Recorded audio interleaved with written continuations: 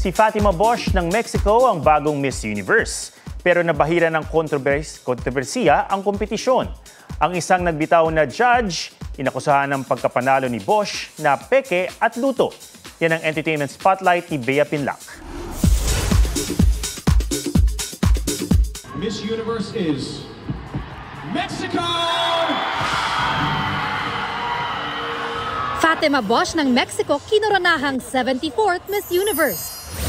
Bago ang coronation, naging kontrobersyal si Miss Mexico nang makasagutan si Miss Universe Thailand National Director Nawat Itzaragrisil dahil sa di raw pagdalo sa sponsor shoot. Pinutol din daw ng opisyal ang pagpapaliwanag niya at tinawag pa raw na dumbhead. Security. Nag-walk out noon si Miss Mexico na sinundan ng ilang kandidata pati si Miss Universe 2024 Victoria Thilvig ng Denmark. I just try to be kind. I'm trying to give my best. And he just said to me, and shut up, and a lot of different things. And I think that the world needs to see this because we are empowered women and this is a platform for our voice.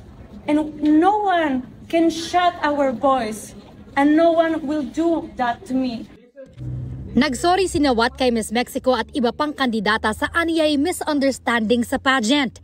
Iginiit din niyang damage at hindi dumbhead ang sinabi niya kay Bosch.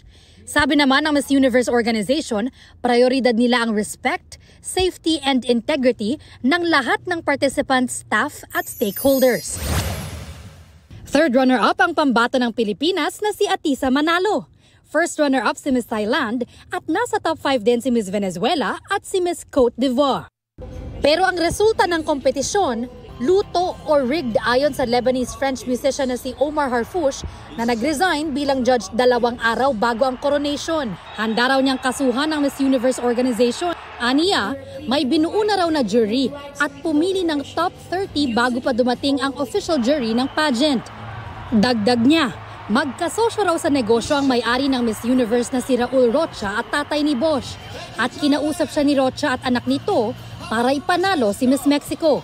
Ilan sa mga paratang na yan ay binanggit ni Harfouch sa araw ng kanyang pagbibitiw. Wala pang bagong pahayag ang Miss Universe organization tungkol sa mga alegasyon. Bagamat sa isang pahayag matapos magbitiw ni Harfouch, iginiit itong walang binuong patagong jury. Walang ibang inauthorize na sumala ng finalists at sinusunod nila ang mga protocol ng organisasyon. Bea Pinlac, nagbabalita para sa GMA Integrated News.